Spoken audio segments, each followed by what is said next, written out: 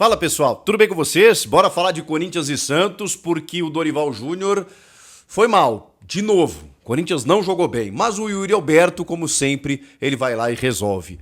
A defesa tem um ponto positivo. Vamos falar sobre o jogo? Chega mais, eu sou o Chico Garcia, inscreva-se no canal e vamos juntos.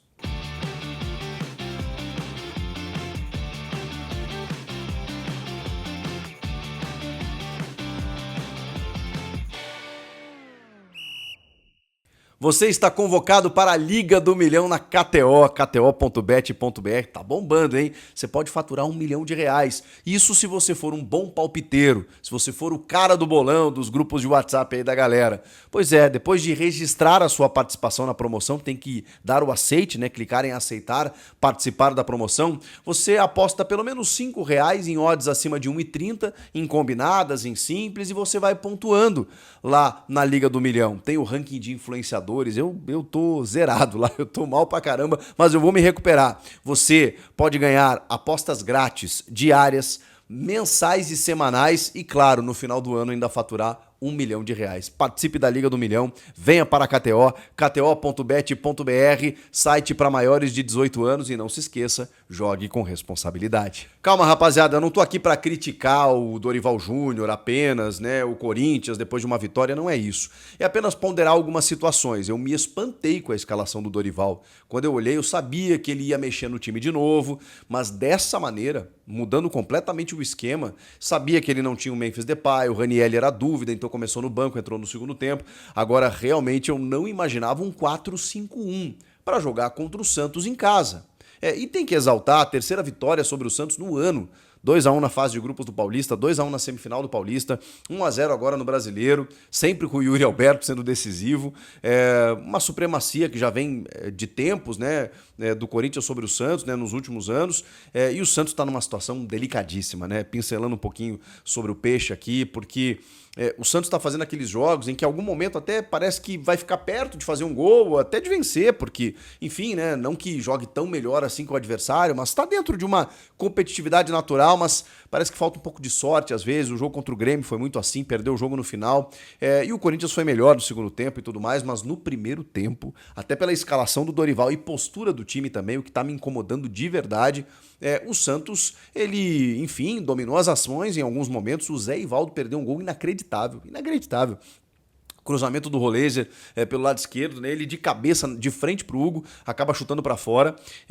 E depois o Barreal, também numa jogada do Roleiser pelo lado esquerdo, ele chuta e a bola passa isso aqui da trave. As melhores chances foram criadas pelo Santos no primeiro tempo. Teve uma falta do Coronado, é verdade, que o Brasão fez uma baita defesa. E só. Por que me incomodou a postura do Corinthians? Porque no 5-4-1 é mais um esquema diferente do Dorival, ele tá mexendo demais no time. Eu sei, não tinha Memphis, eu sei, o Ranieri era dúvida, até entrou no decorrer do jogo, mas assim, teve uma situação que eu gostei. Então, assim, eu vou ponderar situações positivas e negativas.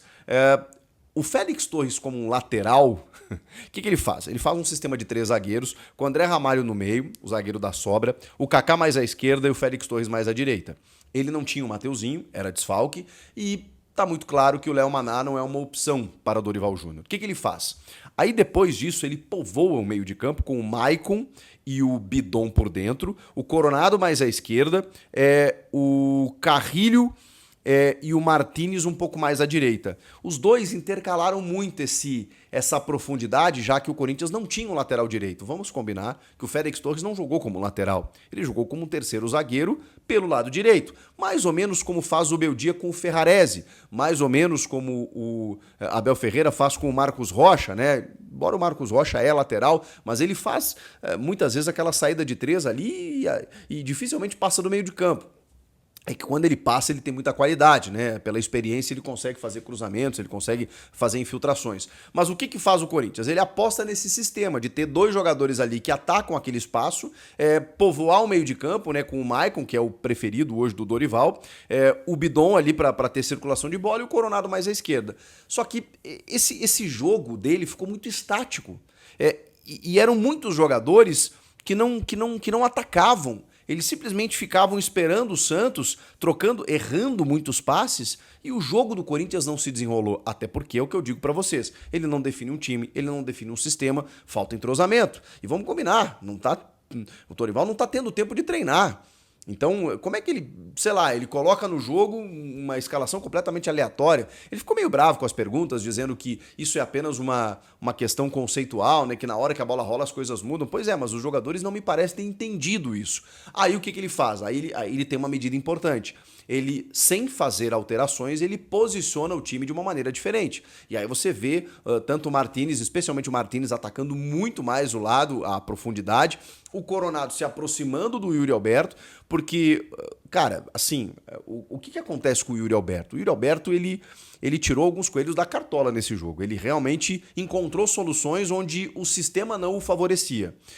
Uma das grandes dificuldades que o Yuri sofreu no Corinthians, com o Mano Menezes, com o Antônio Oliveira, o Antônio Oliveira menos. O Antônio deu muita moral pro Yuri e até tentou montar um sistema melhor para ele. Mas especialmente com o Mano, lá atrás com o Luxemburgo, o Yuri ele não pode jogar isolado na frente como inicialmente o Corinthians adotou esse sistema.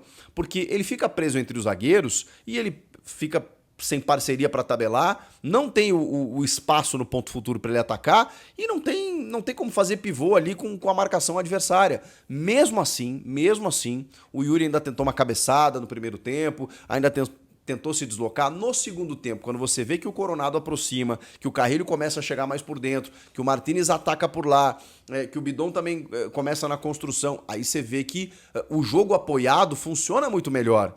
E aí foi uma questão mais até de postura e de posicionamento do que necessariamente de sistema, tá? Mas isso foi o que aconteceu, né? E aí o Yuri Alberto começou a desencantar, começou a fazer o seu jogo, e aí no gol, né, o Martínez ataca pelo lado direito e bota na cabeça do Yuri, e aí voltando no Santos, né? É o típico gol do time que tá complicado, né? Porque toma um gol em que o goleiro faz um milagre, mas a bola passa isso aqui, e enfim, e acaba perdendo o jogo por esse gol. Só que aí a gente teve um segundo gol, que é um gol maravilhoso do Yuri, numa saída de bola, uma recuperada, na verdade, do Félix Torres, que, vamos lá, fez um bom jogo, tá? Eu posso estar sendo xingado aqui, mas eu acho que o Félix Torres, comparando com ele mesmo, numa linha de 3, mais à direita, pode funcionar. Pode funcionar. O André Ramalho foi menos exposto. O Kaká da mesma forma. A gente vai analisar individualmente aqui, tá. Obviamente eles tecnicamente muitas vezes deixam a desejar. Agora, que depois, especialmente no segundo tempo, que risco que o Santos ofereceu ao Corinthians no segundo tempo. Então, é mais um jogo que o Corinthians passa sem sofrer gols, dentro de um sistema que me parece interessante até por esse escape pelo lado direito, em que o Martínez, que jogou uma enormidade, atacando esse espaço, funciona muito bem. Pode ser uma opção até para ser lateral mesmo, se ele quiser ser lateral direito ou um ponta por aquele lado. O Dorival está tentando colocar o Carrilho de ponta exatamente pela dificuldade que o Corinthians tem no elenco de jogadores dessa característica. O único cara é o Thales Magno, realmente, que não anda numa boa fase técnica. Então ele está tentando resgatar o Carrilho nesse sentido. Eu acho arriscado, porque o Carrilho tem funcionado, funcionou muito bem esse ano inteiro como um jogador mais como meio-campista, caindo muitas vezes por ali. Agora, você fixá-lo como ponta, embora tenha jogado a carreira toda dele assim, eu acho que ele foi reinventado por Ramon e Emiliano Dias, ainda no Al Hilal, eles contam muito essa história, no meio de campo e funcionando muito bem. Acho muito, muito ruim você abdicar daquilo que o Carrilho tem oferecido de melhor ao time. Mas enfim, são as ações e as medidas do Dorival. O Félix Torres, que eu estava elogiando, ele rompe, né? Ele consegue levar vantagem sobre o David Washington. O Klaus está de frente para o lance, manda seguir e ele dá um passe. Cara, o passe que ele deu, reparem no passe que ele deu, ele dá um chute no ponto futuro, que é o que o Yuri mais adora, né? Mas cortando, rasgando a linha defensiva do Santos, e a bola faz uma curva e chega na frente do Yuri. O Yuri avança, dá uma cavadinha, vence o brasão e faria ali o segundo gol. O Yuri já tem 44 gols, sem esse gol, né, que não foi validado, já é o artilheiro máximo da Neoquímica Arena, superando o Ángel Romero, já é o maior artilheiro do século XXI do Corinthians, e tem 12 gols agora na temporada. É impressionante. O Yuri Alberto, nesse jogo, mesmo sem ter o apoio, ter o Memphis, por exemplo, o Romero desde o início, sem ter uma parceria, tendo jogado o primeiro tempo praticamente isolado, ele conseguiu encontrar soluções para o time do Dorival. O Yuri merece os parabéns, como sempre, né? Como se doa para o time e como tenta resolver todos os problemas. E aí me incomoda porque o Rafael Claus ainda é um árbitro que a gente sabe que as decisões que ele toma em campo, dificilmente ele é convencido pelo VAR. E, cara, contra o Inter, por exemplo, né, o Corinthians teve muitos gols, 2 gols anulados por conta de faltas na origem. E uma origem ainda que não está bem definida pela FIFA dentro de um protocolo, né, que a gente não sabe o que é o chamado APP, né, que é o Attack Phase Position, que é a fase de ataque. Muitas vezes faltas no campo de defesa, como foi o caso, inclusive, em que lá na lupa você considera uma infração, aí você anula um gol que dava todo o tempo do adversário se recuperar e tal. Isso me incomoda, até porque é óbvio que há um contato. É óbvio que é um contato. O Félix Torres toma a frente do David Washington. E um contato, para mim, muito sutil. Eu não vejo infração no lance. E o Klaus também não vê. Dentro de campo, no calor do jogo. Só que aí ele vai pro VAR, vê o lance em câmera lenta, vê que tem um contato, aí o jogador cai, aí ele leva vantagem, sei lá, interpreta dessa forma, vai lá e anula o gol.